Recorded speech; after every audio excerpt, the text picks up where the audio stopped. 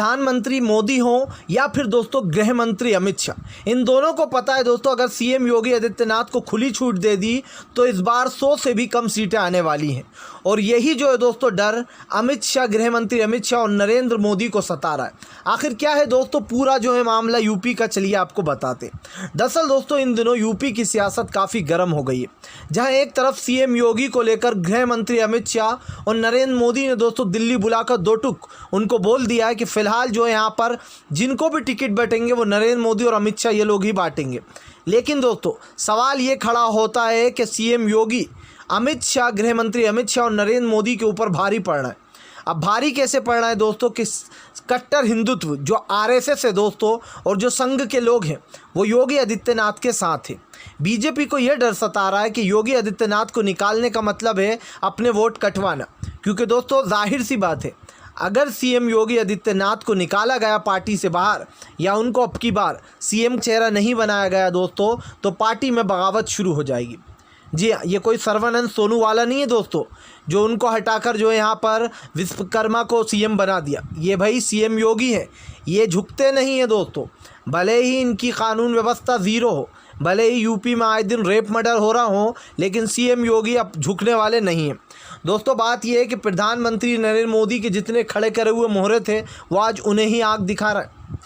आप देखिए दोस्तों आज यूपी के जो हालात हैं इनसे नज़र नहीं फेर सकते। गृह मंत्री अमित शाह ने कल एक बुक गिफ्ट में दी, किसको दोस्तों?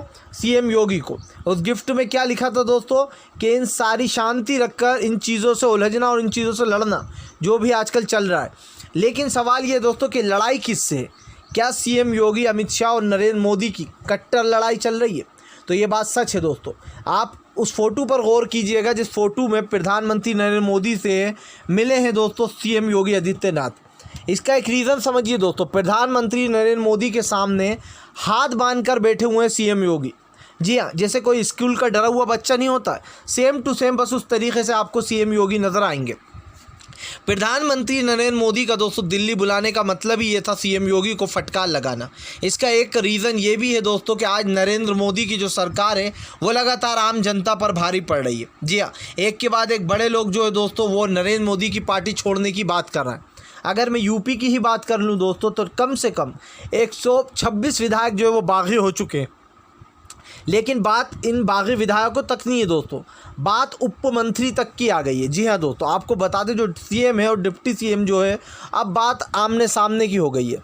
ये तो आपको पता ही है दोस्तों कि किस तरीके से मौर्य के ऊपर योगी आदित्यनाथ ने, जबकि मौर्य दोस्तों बीजेपी के ख़ास हैं, मोदी के काफ़ी ख़ास माने जाते हैं, उसके बावजूद भी योगी आदित्यनाथ ने कई बार मौर्य के ऊपर बैठक बिठवा दी। सवाल ये नहीं है दोस्तों कि योगी आदित्यनाथ अपनी मन की कर रहा है, सवाल ये है कि आज प्रधानमंत्री और नरेंद्र मोदी और गृह मंत्री अमित शाह सीएम योगी को इस बार यूपी का चेहरा बनाना ही नहीं चाहते थे। लेकिन दोस्तों कहते हैं ना कि जब गले में हड्डी अटक जाए तो उसको निगल लेना ही बेहतर होता है, और यही काम प्रधानमंत्री नरेंद्र मोदी और गृह मंत्री अमित शाह ने किया।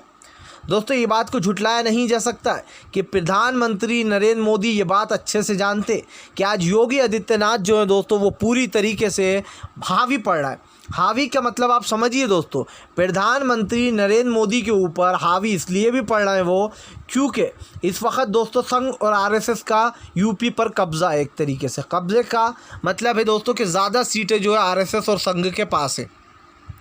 बस बीजेपी को डर ये है कि अगर वो चुनाव लड़े और अगर योगी ने बगावत करके दोस्तों अपनी अलग पार्टी बना ली चुनाव से पहले तो भारतीय जनता पार्टी को बड़ा झटका लग जाएगा, और यही दोस्तों बीजेपी नहीं चाहती है।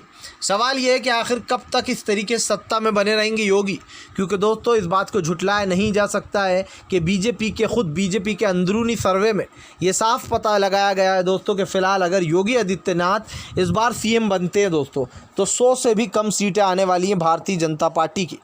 लेकिन दोस्तों ये बात आप समझिए कि भारतीय जनता पार्टी उसके बाद भी कोई फैसला नहीं ले पा रही है। इसका मतलब भी समझिए दोस्तों कि भारतीय जनता पार्टी चाहती तो है सीएम योगी को बदलना, लेकिन चाहकर भी वो फैसला नहीं ले पा रही है।